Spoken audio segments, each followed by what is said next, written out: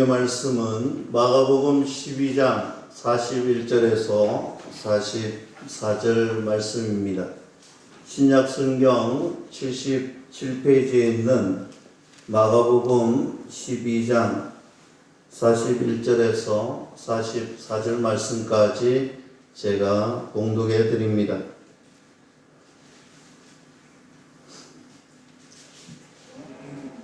예수께서 헌금함을 대하여 앉으사 무리가 어떻게 헌금함에 돈 넣는가를 보실세 여러 부자는 많이 넣는데 한 가난한 가부는 와서 2렙돈 곧 한 고다란트를 넣는지라.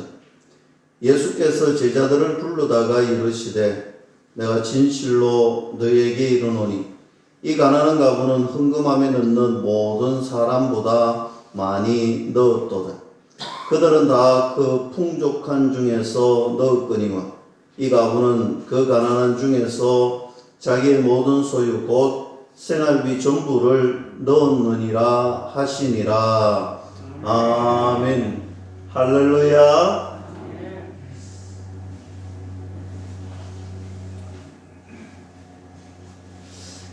지난주에는 예수님께서 성전에 들어가셔서 이 성전 정화 사건, 성전 청결 사건, 오늘 성전에서 오늘 종교 지도자들을 비롯하여 성전 안에서 시장 바닥을 만들어 놓았던 많은 사람들을 책망하시면서 우리에게 주시는 교훈이 있었지요. 오늘 무화과 나무를 저주하시면서 계속적으로 우리에게 말씀하셨잖아요. 너희는 홀만 좋은, 껍데기만 좋은 그런 신앙으로 이 땅을 살아가지 말아라. 오늘 껍데기만 남은 인생, 형식적인 믿음만 남은 인생이 있다면 주님 앞에 용서를 구하고 회개의 기도를 올려야 한다.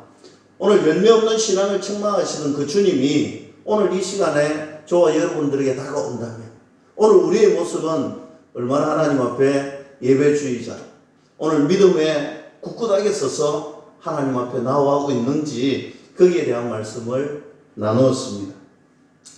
오늘 마가복음 12장 말씀은 우리가 알다시피 마태복음, 마가복음, 누가복음, 요한복음, 사복음서는 서로 같은 장소에서 같은 제자들이 조금은 다른 시각으로 보는 말씀들이 있습니다.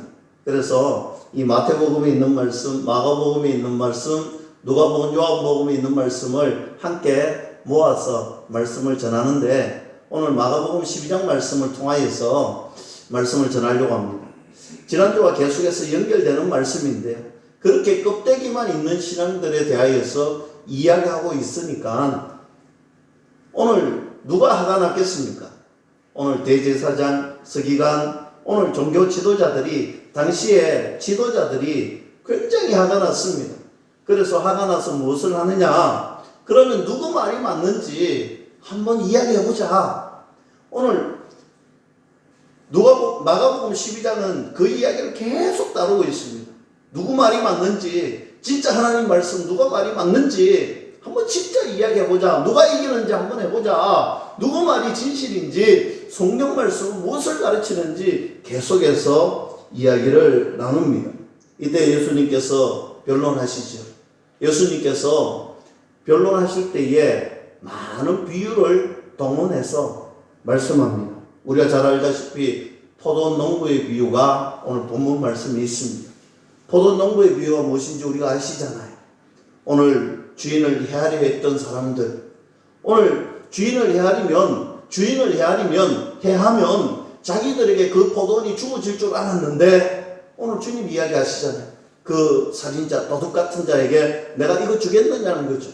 다른 사람에게 준다는 것입니다.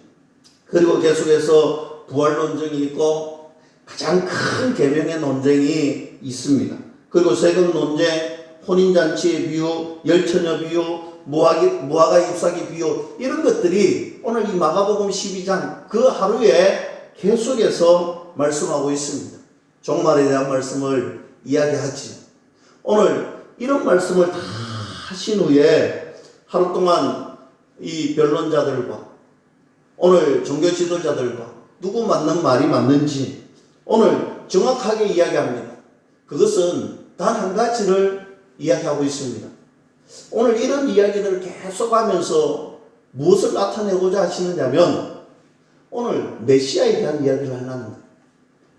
오늘 이 성전에는 오늘 많은 종교 지도자뿐만 아니라 이스라엘 백성들이 모여서 무엇 하느냐면 오늘 우리를 구원해 줄 그 메시아를 사모하고 기다리고 있는데 이 메시아가 누구냐는 거죠. 오늘 이 메시아가 예수님이다. 오늘 그것을 예수님께서 친히 말씀해 주고 있습니다. 오늘 예수님께서 이 변론들을 통하여서 이 비유들을 통하여서 분명히 내가 메시아다라는 것을 밝히고 있습니다. 오늘 말씀에 분명히 기록된 대로 말씀을 통하여서 그들에게 분명히 설명해 주고 이해시키고 믿음으로 다가가게 했는데 결론은 그들이 예수님 말씀을 경청은 하지만 듣지 않더라. 여러분 우리가 말씀을 대할 때 그렇습니다. 우리가 하나님 말씀을 오늘 이 예배당에 오늘 귀한 은혜의 말씀 듣고자 오늘 하나님께 우리의 마음을 드리고 우리의 생각을 드리고 오늘 내 생각 내 뜻 그렇게 살지 않고 하나님 말씀에 맞추어서 살겠습니다. 내 주관적인 삶이 조금이라도 있었다면 주님 오늘 이 아침에 용서해 주시고 오늘 우리의 삶을 하나님 말씀 중심적으로 살아갈 수 있도록 주님 말씀해 주세요. 경청하겠습니다. 듣겠습니다. 그리고 그 말씀을 아멘으로 받겠습니다. 그리고 그 말씀 붙들고 살아가겠습니다. 오늘 이것이 오늘 우리들이 이 예배당 안에 와서 예배하는 것이잖아요. 오늘 우리가 온라인으로 예배할 때에 동일한 마음으로 예배하는 거예요. 그냥 형식적으로 껍데기적으로 오늘 무언가 예배 드리고 이 시간에 오면 무언가 하나님이 알아주시겠지 이런 마음이 아니라는 거예요. 우리가 예배하는 것은 하나님의 말씀을 듣는 것은 오늘 우리의 삶을 내가 주인 되었던 그 삶에서 하나님이 나의 주인입니다 라고 고백하기 위하였어요. 오늘 내가 부족하고 연약하기에 주의 도움을 받고자 주의 말씀에 아멘하고 그 말씀 붙들고 살아가고 그 말씀 붙들고 사람들이 생각할 때에는 도저히 이루어질 것 같지 않고 사람들이 생각할 때에는 이치에 맞지 않을 것 같을지라도 믿음의 자리에서 아멘할 때에는 우리는 그것 이상의 하나님 전지전능하신 하나님의 능력을 믿습니다. 사람들은 못해요. 배경은 못해요. 환경은 안 돼요. 그러나 하나님이 하시면 된다. 이 믿음이 오늘 저와 여러분들의 믿음이 될 수 있기를 주님의 이름으로 간절히 축원합니다. 여러분 이스라엘에 가면 비아 돌로로사라는 길이 있습니다. 비아 돌로로사라는 길은 십자가의 길입니다. 쉽게 말씀드리면 이 비아 돌로로사는 예수님께서 오늘 골고다 언덕, 오늘 그 언덕을 십자가를 짊어지고 걸어가셨던 그 길, 그 가정의 길을, 그 길을 비아 돌로로사라고 합니다. 여러분 아시다시피 예수님이 이 비아 돌로로사, 이 골고다의 길, 십자가의 길을 걸어갈 때 이 길은 참으로 예수님에게도 저와 여러분들에게도 굉장한 의미가 있는 길입니다. 오늘 주님이 걸어가실 때마다 그 십자가의 길이 너무 힘들고 어려웠어. 오늘 육신으로는 예수님도 참 인간의 모습으로 오셨기 때문에 감당하지 못하고 넘어지시고 쓰러지셨던 장면들이 나옵니다. 성경에는 그것을 이야기하죠. 예수님이 쓰러지셨던 곳, 넘어지셨던 곳, 예수님이 십자가를 짊어지고 올라가셨던 그 길, 오늘 이 길에는 어마어마한 의미가 있습니다. 오늘 이 길을 대할 때 너무 큰 의미가 있습니다. 그래서 이 비아 돌로로사 십자가의 길을 오늘 이스라엘에 성지순례 가시는 분들은 이 길에 꼭 방문을 합니다. 꼭 방문을 하는데 보통 보편적인 사람은 이 길을 걸어갈 때 오늘 성경에서 나오는 예수님이 걸어가셨던 그 길을 기억하면서 예수님이 우리에게 주시는 그 삶의 의미와 예수님이 이 길을 통하여서 이루어 놓으셨던 논란의 구원의 그 손길과 그 사랑 그 은혜를 우리 가슴속 깊이 새겨야 되는 것이 분명합니다. 그런데 많은 사람은 그렇지 않지만 어떤 사람은 오늘 그 길에 와서 사실 이 비아 돌로로사의 길은 여러분 그 길마다 예수님께서 넘어지시고 쓰러지셨던 곳에 예수님의 그런 넘어지시고 쓰러지신 그 현장마다 교회를 세워놨습니다. 기념교회를 세워놨습니다. 때로는 이 기념교회가 굉장히 크고 웅장하게 세워져 있습니다. 그리고 지금은 2000년 전에 예수님이 사셨던 당시와는 이 생활의 환경이라든지 그런 배경들이 많이 바뀌어져 있습니다. 그래서 그때는 골고다의 언덕길이었지만 지금은 그 길이 아랍시장으로 되어 있습니다. 아랍시장. 그래서 사람들이, 시장통 사람들이 많이 있습니다. 그곳에 많은 먹거리들이 있고 많은 상품들이 있습니다. 그래서 어떤 사람들은 이 비아 돌로로사의 길을 걸어가면서 예수님이 걸어가셨던 그 십자가, 2000년 전에 그 십자가의 길을 걸어가면서 로마 병정들과 오늘 예수님을 욕하고 침뱉으며 조롱했던 그 사람들, 가시면류관을 쓰셨던 그 예수님, 그 십자가의 힘을 그 건장했던 그 청년이 감당하지 못하여 넘어지고 또 쓰러졌던 그것을 생각하면서, 그 아픔을 생각하면서 그 주님의 사랑을 가슴속 깊이 새기는 데에 반해 오늘 그곳에서 웅장한 교회를 보면서 그 교회의 웅장함에 취하여 그곳에서 기념사진을 찍으시고, 오늘 그곳에서 먹거리들이 너무나 많아서 시장통에서 좋은 먹거리들, 좋은 기념품들을 사는 사람들이 있습니다. 여러분, 제가 무슨 말씀을 드리려고 하느냐면 그런 거예요. 때로는 우리가 성경 말씀을 동일한 시각으로, 동일한 시간대를 가지고 이 성경 말씀을 대하는데, 오늘 성경 말씀에서 주시는 의미, 하나님이 우리를 통하여서 이루시고자 하시는 그 말씀의 의미, 우리가 하나님의 자녀로서 걸어가야 되는 그 비전의 길을 발견하고, 은혜를 발견하고, 그 사랑을 발견하고, 오늘 이 말씀 속에서 우리가 살아가야 할 힘과 능력과 용기를 얻어야 될 이 말씀에 우리가 때로는 방심하는 순간, 악한 사탄 마귀는 우리가 이 말씀을 대할 때에 믿음으로 대하는 것이 아니라 형식적으로 대할 때가 있고, 잘못된 신앙의 포인트를 가지고 대한다면 마치 비아 돌로로사 현장에서 묵상회에 대한 그 시간에 마치 화려한 기념품들과 기념사진들을 찍는 것과 같은 동일한 우를 범할 수가 있다는 것입니다. 오늘 예수님이 이 종교 지도자들과 변론할 때도 마찬가지였습니다. 그들이 예수님의 말씀을 통하여서, 비유를 통하여서 살아계신 예수님이 메시아라는 사실을 분명히 깨달아야 되고, 그 말씀을 경청하고 들었다면 이해되고 믿어지고, 그 말씀을 가슴속에 새기고 자기들이 회개하고 오늘 자기들이 잘못된 길에서 돌아와야 되는 것이 분명한데도 불구하고 그들은 계속해서 변론하는 거예요. 그런데 말이 변론이지, 그들은 예수님처럼 메시아라는 것을 증명하는 것이 아니라 그들이 믿고 있는, 그들이 전하고 있는 이 말씀이 진짜라고 이야기하기보다는 예수님에 대해서 너는 가짜야, 너는 잘못됐어, 비판만 하는 거예요. 계속해서 비판만 하는 거예요. 무엇이 옳고 그름을 변론하는 것이 아니라 처음부터 끝까지 잘못됐다는 거예요. 너는 거짓이라는 거예요. 여러분, 우리가 이런 우를 범할 때가 있지요. 우리도 살아갈 때에 우리가 변론하고 토론하는 것은, 토의하는 것은 굉장히 중요합니다. 그런데 우리가 회의 문화가 많다면 교회에 있는 분들이 회의를 많이 하잖아요.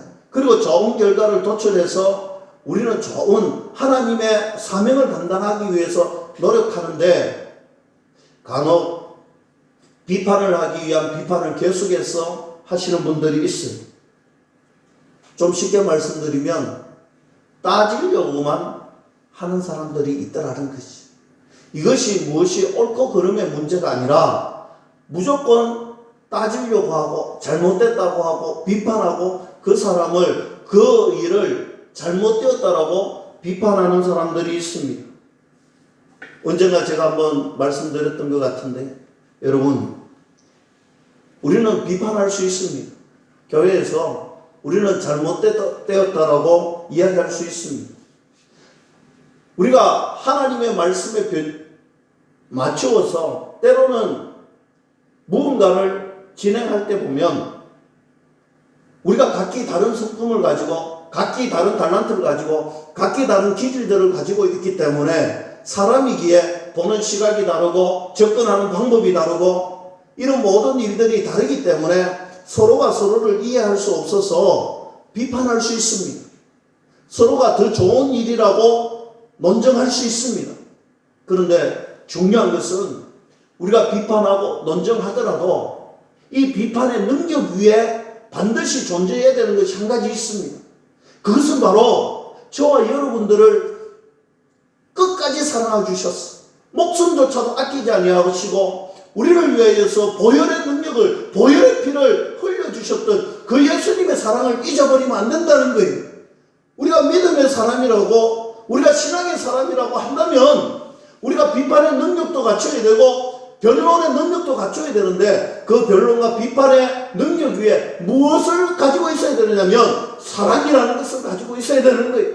사랑이 그 능력을 품어줘야 되고 사랑이 그 비판을 품어줘야 되고 사랑이 그 위에서 이 모든 것을 품어줄 수 있을 때에 즉 따질 수 있습니다. 서로 논쟁할 수 있습니다. 서로 때로는 비판할 수 있습니다.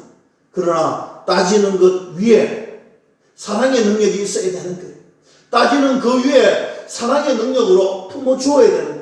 믿지 모라 간절이라는 분 이런 말을 했죠. 어떤 사람이 너를 향하여서 미움의 따발총을 쏘거든 당신은 그 사람을 향하여서 사랑의 대포로 응사하세요 라고 이야기했잖아요. 저는 우리 교회가 정말 이 코로나19 시대에 맞추어서 참으로 힘든 시기를 가지고 있습니다.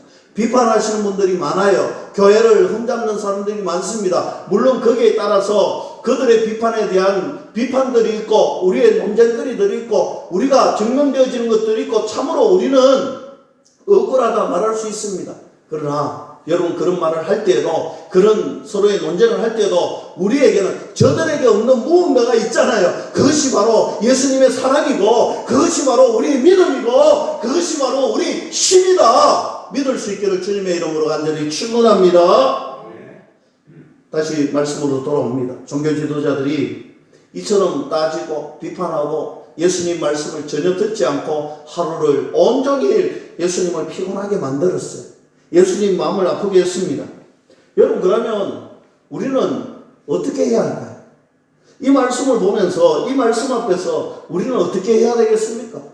우리에게도 비판의 능력이 있습니다. 우리에게도 때로는 그런 능력을 가지고 우리가 살아가잖아요. 그래서 사람들은 교회 다니는 사람들이 말싸움 잘한다고 하잖아요.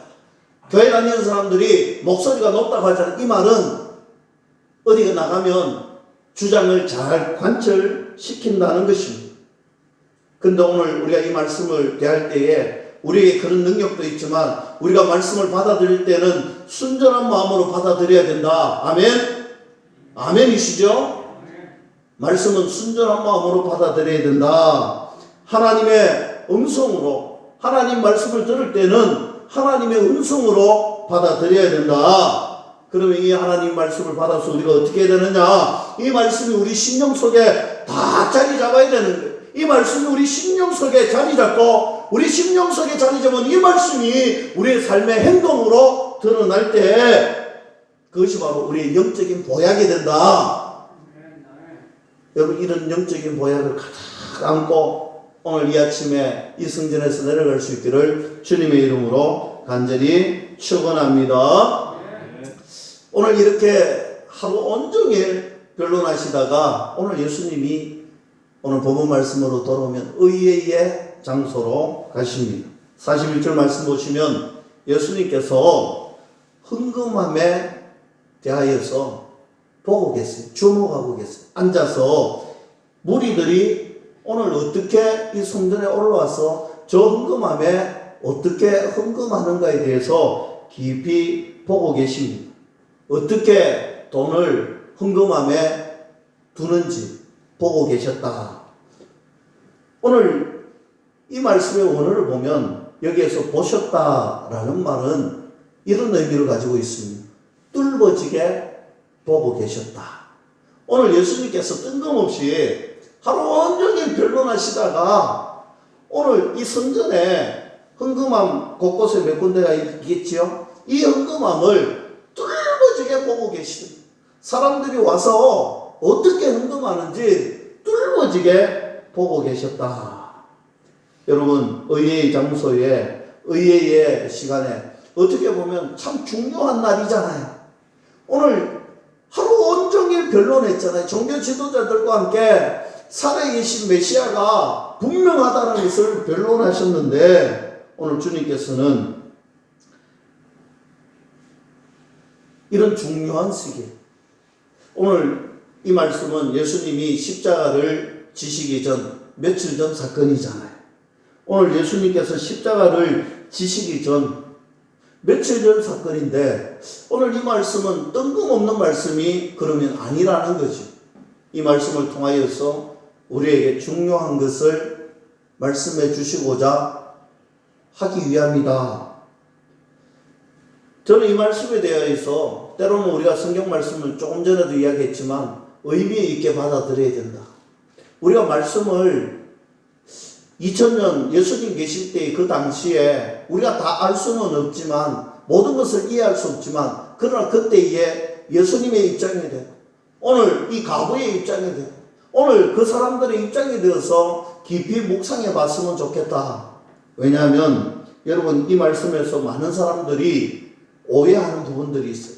성경을 쉽게 읽고 넘어가다 보면 또 주목하여서 읽지 않다 보면 이 말씀을 나의 잘못된 생각으로 잘못 오해하고 고개할 수가 있습니다. 무슨 말씀이냐면 오늘 이 말씀을 가지고 가부의 두렙돈은 하나님이 굉장히 잘 받으셨다. 하나님이 칭찬하셨다. 물론 맞습니다. 저도 오늘 그 말씀을 드리려고 해요. 그런데 상대적으로 오늘 부자들은 헌금을 잘못했다. 이렇게 인식하는 사람들이 있어요. 부자들은 동일하게 헌금을 드렸는데 많이도 드렸는데 부자들 헌금은 하나님 안 받으신다. 잘못했다. 이렇게 생각하시는 분들이 들어있더라고요. 그런데 오늘 예수님께서는 이 부자들의 헌금에 관하여서 성경 어디에도 부자들의 헌금을 책망하거나 잘못했다라고 말씀하고 있지 않습니다. 다만 예수님께서 주목하고 있는 것은 그들이 잘못되었다는 것이 아니 그들의 헌금이 잘못되었다는 것이 아닙니다. 오늘 예수님이 주목하고 있는 것은 단 한 가지입니다. 오늘 이 가난한 가부를 오늘 헌금하고 있는 이 가난한 가부를 우리 예수님께서 주목하고 있다는 사실이에요. 우리가 이것을 발견해야 되는 거예요. 잘했는 것이 잘못했는 것이 아니라 오늘 예수님이 누구를 주목하고 있느냐. 오늘 가난한 가부를 예수님이 주목하고 있는데 그러면 왜 주목하고 있었는가? 오늘 거기에 대해서 우리가 말씀을 나누려고 합니다. 오늘 42절에 보면 예수님이 주목하셨던 이 가난한 가부는 어떤 사람이냐? 오늘 성경에는 이렇게 이야기합니다. 헌금함에 두렙돈을 헌금한 사람이다. 이렇게 이야기합니다. 여러분, 우리가 이미 여러 번 말씀을 나눠서 알잖아요. 가부, 그냥 가부도 굉장히 불쌍하고 연약하고 다른 사람이 도와주지 않으면 도저히 당시에는 살아갈 수 없는 그런 사람을 가부라고 합니다. 이 한 가난한 가부, 42절에 보세요. 한 가난한 가부, 오늘 이 한 가난한 가부는 무엇을 의미하느냐 하면 자기 힘으로는 도저히 삶을 살아갈 수 없었던 사람을 이야기하는 거예요. 자기의 능력으로는 하루하루도 살아갈 수 없었던 사람을 의미하는 거예요. 사람의 절대적인 도움이 있어야 되고 하나님의 절대적인 은혜가 있어야만이 살아갈 수 있었던 그런 사람이 바로 가부고 오늘 42절에서 말씀하고 있는 한 가난한 가부입니다. 그래서 성경에 보면 가부를 돌보라, 고아를 돌보라, 그런 말씀을 하잖아요. 오늘 하나님께서 명령하여서 사람들에게 의존하지 않고는, 사람들이 도와주지 않고는 살아갈 수가 없었던 사람이 가부요 고아였다는 사실입니다. 당시에는 그런 시절이었습니다. 그런데 이렇게 가난하고 철저하게 의존했던 사람, 힘들어서 도저히 자기 힘으로 살아갈 수 없었던 이 한 사람, 오늘 예수님이 주목하고 있더라는 거지.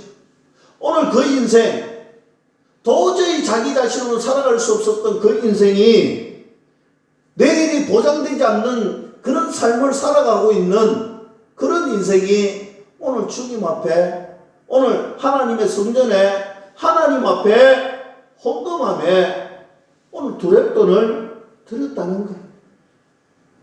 오늘 성경은 계속해서 그것이 무엇인가를 분명하게 밝히고 있습니다. 한 가난한 가부가 내일을 보장받을 수 없었고 사람에게 의지하지 않고는 살아갈 수 없었던 이 한 가난한 가부가 오늘 하나님께 헌금을 드리는데 두렙돈, 지금 우리나라 돈으로 환산하면 약 2,000원 정도밖에 되지 않아요. 큰 돈은 아닙니다. 그러나 여러분, 우리가 볼 때는 큰 돈이 아니지만 성경은 이렇게 이야기합니다. 그의 전부를 오늘 이 헌금함에 하나님께 드렸다, 이렇게 이야기하고 있습니다. 사랑하는 성도 여러분, 어쩌면 이 여인에게는 이 두렙돈이 그가 가지고 있는 전부, 그의 생명을 연장시킬 수 있는, 보루할 수 있는 마지막 남은 그의 전부였던 것입니다. 이 마지막 보루를 하나님 앞에 온전히 드렸다는 것. 세상의 생각, 세상의 가치는요, 우리가 얼마를 내었느냐, 여기에 달려 있습니다. 우리가 무엇을 많이 들었느냐, 우리가 이런 판단 기준을 많이 가지고 있습니다. 그런데 하나님께서 생각하시고 하나님께 받으시는 것은 다르더라는 것입니다. 43절에 주님께서, 우리 예수님께서 제자들을 불러놓고 이 가난한 가부를 칭찬합니다. 모든 사람보다 이 가난한 가부가 더 많이 내었다라고 이야기하십니다. 그리고 칭찬해 주십니다. 그런데 그 이유가 무엇이냐? 44절 말씀에 나타납니다. 다른 이들은 풍족한 중에 드렸지만 이 가난한 가부는 가난한 중에 자기의 소유 전부를 하나님께 드렸다는 것입니다. 그래서 이 여인이 그 누구보다도 하나님께 많이 드렸다는 거예요. 그 어떤 사람보다도 하나님께 많이 드렸다는 거예요. 세상의 생각은요, 많은 금액을 한 사람이 많이 드렸다라고 볼 수 있는데 하나님은 그렇게 말씀하지 않는 거예요. 이 한 가난한 가부가 풍족한 중에 드렸던 수많은 사람들보다 오늘 이 한 가난한 가부가 자신에게 있는 두렙돈 전부를 드렸는 것이 더 많이 드렸다라고 제자들에게 말씀하시고 칭찬하고 있는 것입니다. 저는 이 대목에서 곰곰이 묵상해 보았습니다. 어떤 묵상이었냐면, 그렇다면 예수님은 무엇을 보고 이 한 가난한 가부의 전부를 받으시고 그것을 저렇게 칭찬하셨을까? 그래서 저는 한 가난한 가부의 심정이 되어서 이 말씀을 묵상해 보았습니다. 한 가난한 가부가 자신에게 가지고 있던 두렙돈, 자신이 가지고 있는 전부, 지금까지 누구의 도움으로 살아왔습니다. 그런데 이 한 가난한 가부에게는 이 도움이 어떤 도움이었을까? 이 한 가난한 가부가 두렙돈을 하나님께 드리면서 어떤 마음으로 드렸을까? 이 묵상을 해보았어요. 처음에는 이런 푸념도 하지 않았을까라는 생각을 조금 해봤어요. 하나님, 왜 다른 사람들처럼 똑같이 제가 태어나고 똑같이 행복하게 살아갈 수 있도록 저를 만들어 두시지, 평생 빌어먹게 하시고 평생 힘들게 하시고 평생 고통 속에서 그렇게 푸념하면서 헌금을 했을까? 그런 생각도 해보았습니다. 한탄하면서 내 인생은 왜 이럴까? 그런데 다시 생각해 보니 이 한 가난한 가부는 그렇게 헌금하지 않았다.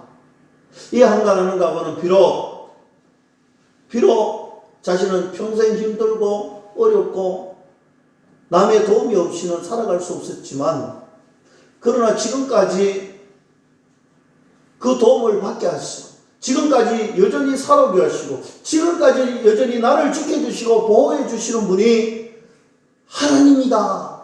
이 사실을 그는 믿고, 또 그 하나님께서 그를 여전히 사랑하신다는 사실을 믿었다. 저는 그렇게 생각을 했어요. 그리고 이 헌금 자신의 전부를 드릴 때에 믿음으로 드렸을 것 같아요. 감사함으로 드렸을 것 같아요. 기쁨으로 드렸을 것 같아요. 그랬더니 예수님이 칭찬해 주셨다. 하나님, 제가 가진 것이 2,000원밖에 없는데, 지금 제가 가지고 있는 것이 제 전부가 2,000원밖에 없는데 이거라도 하나님께 감사함으로 드립니다. 기쁨으로 드립니다. 하나님께서 받아주신다면, 이 작은 것이라도 받아주신다면 기쁜 마음으로 드립니다. 감사한 마음으로 드립니다. 주님 받아주시옵소서. 그 고백하면서 주님 앞에 간절한 마음으로, 감사한 마음으로 이 헌금함에 예물을 드렸을 것 같아요. 그런데 어떻게 하죠? 내일에 대한 대책이 없습니다. 이거 드리고 나면 빈털터리가 되는 거예요. 그런데 어떻게 감사한 마음으로 드리고 기쁜 마음으로 드릴 수 있을까? 여러분, 어쩌면 내일 굶을 수도 있습니다. 어쩌면 이 여인은 내일 또 힘들게 역경 속에서 도움을 바라보면서 살아가야 할 것입니다. 찌질도 굶지 않으면 견딜 수 없는 그런 상황에 처할 수도 있습니다. 그런데 헌금을 드리면서, 그의 전부를 드리면서 이 여인은 믿음으로 드렸을 것입니다. 그리고 고백할 것입니다. 지금까지 지내온 것 오직 주님의 은혜였습니다. 지금까지 지내온 것 주님의 크신 은혜였습니다. 어제도 하나님의 은혜를 받으며 살아왔는데 내일 또 분명하게 하나님이 주시는 은혜로 저는 살아갈 것입니다.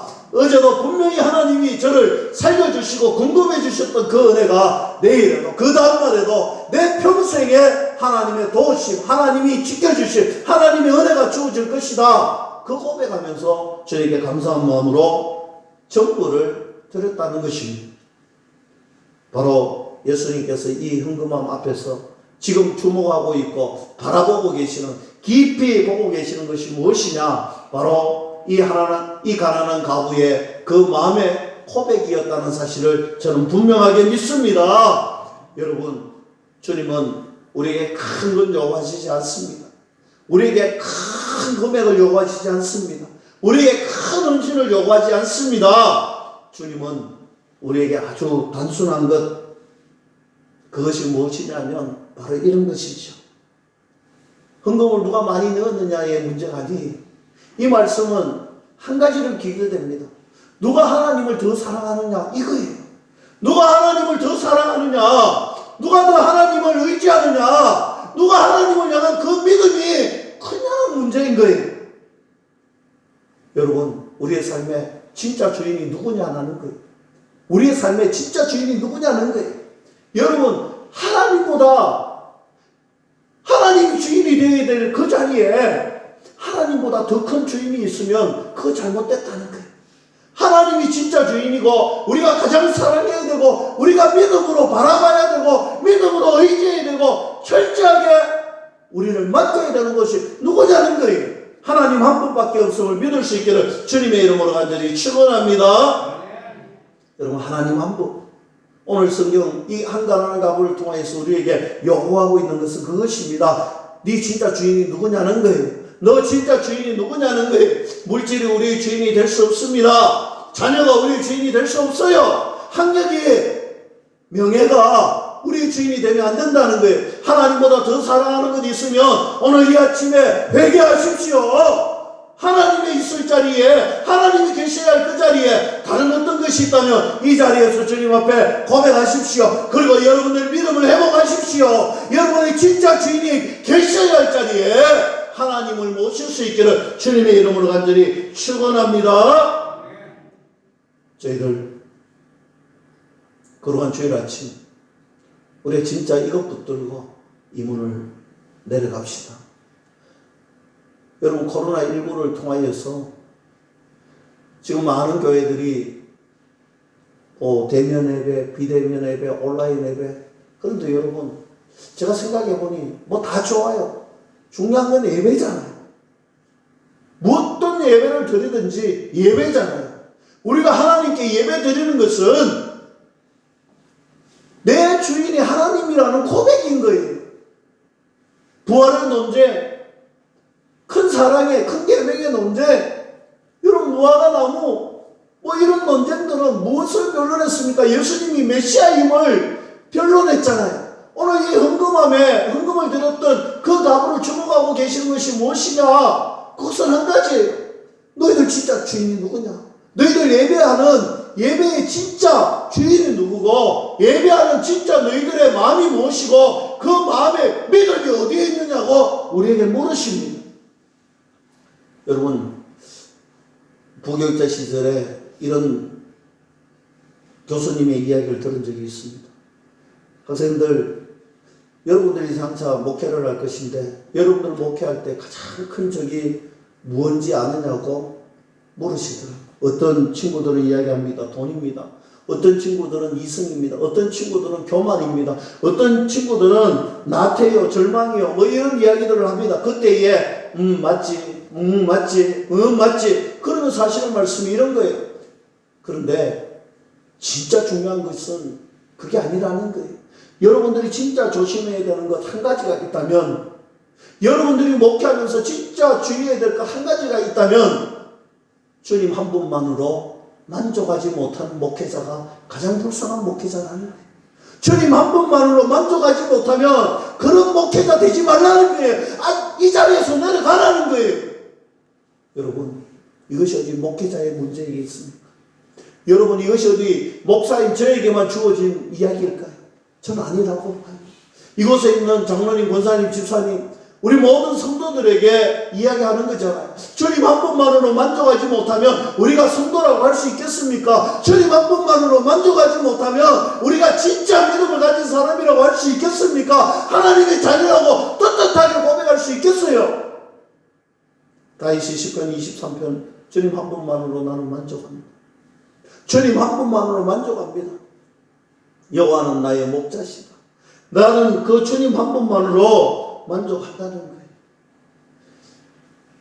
제가 딸 이야기를 가급적 잘 안 하려고 하는데요. 우리 딸이 먹는 것도 참 잘 안 주려고 하고, 아빠를 닮아서 그런지 이 돈 쓰는 것을 되게 아까워해요.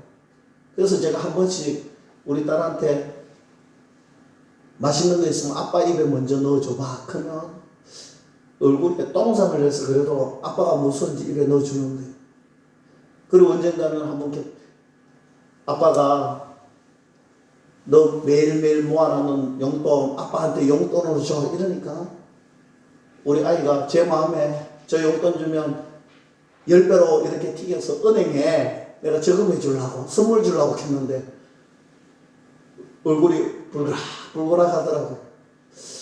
그래서 내가 우리 딸내미 예수님 하나님 좋아하는 것 해야 되는데 아빠도 별로 안 좋아하는 것 같고, 근데 사실 원래 제 생일날 우리 딸아이한테 너무 큰 선물 받아서 제가 이야기는 안 했지만 자기 눈물을 흘린 적이 있어요. 1,000원, 2,000원을 아까우던 저 아이가 아빠 생일날 양복을 한 벌 사서 강단에서 설교를 잘 했으면 좋겠다고 자기가 몇 년 동안 모아놨던 돈을 어디서 그렇게 많은지 깜짝 놀랐어요. 아주 큰 금액을 아빠 선물이라고 주는 거예요. 그러면서 얼마나 사랑스럽고 평소에도 눈에 넣어도 안 아프지만 얼마나 사랑스러운지 그러면서 생각해 보았어요. 하나님은 바로 이런 모습, 오늘 우리가 바라보았던 한 가난한 가구의 이 헌금을 통하여서 하나님이 주목하고 계시고 하나님이 보고 계시고 하나님이 뚫어지게 보고 있는 것이 그 성도의 마음이라는 거예요. 그 성도의 마음의 진짜 주인이 누구냐? 하나님은 정말 큰 것 주고 싶고 하나님은 우리에게 큰 은혜 주고 싶고 하나님은 우리에게 큰 풍성한 것 주고 싶은데 그런데 하나님은 우리에게 작은 것 요구하십니다. 네 진짜 주인이 누구인지 고백해봐. 너 진짜 주인이 누구인지 고백해봐. 저는 우리 교회 모든 믿음의 자녀들이 주님 한 분만으로 만족합니다. 주님 한 분만 저에게 있으면 됩니다. 주님 한 분만 저와 함께 있으면 됩니다.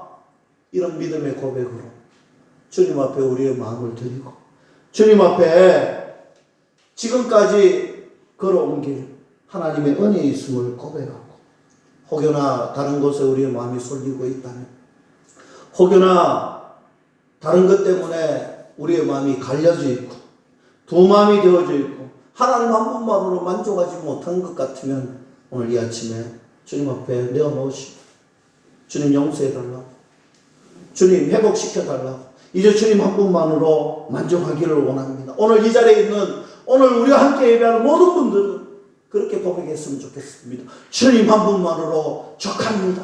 주님 한 분만 있으면 됩니다. 이런 저와 여러분들이 되기를 주님의 이름으로 간절히 축원합니다.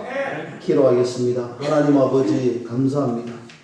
부족하고 연약한 저희들을 사랑하여 주시고 언제나 변함없이 은혜 베풀어 주심을 감사합니다. 주님 한 분만으로 늘 만족하고 주님 한 분만으로 우리의 삶을 행복해 할 수 있기를 소망합니다. 우리의 마음이 두 마음이 되거나 우리의 마음이 갈라지거나 우리의 마음이 빼앗길까 악한 사탄 마귀가 우는 사자같이 달려들고 유혹할지라도 하나님 한 분만 붙들고 나아갈 수 있도록 주여 도와주시옵소서. 예수님의 이름으로 감사하며 기도드리옵나이다. 아멘.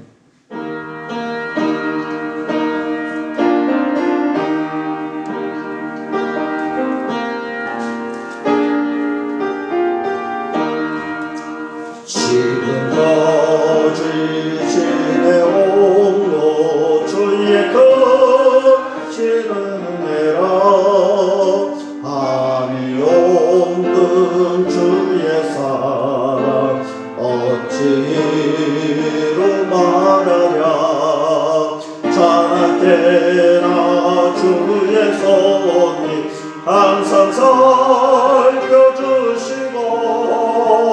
모든 일을 주 안에서 영통하게 하시네 몸도 마음도 연약하나 세임마다 사랑돼 물고 드시고시는 주의 은혜 족하다 사랑 없는 거리에나 험한 산길 내릴 때 주의 손을 굳게 잡고 찬송하며 따르리라 주님 다시 되올라니 날로 다가와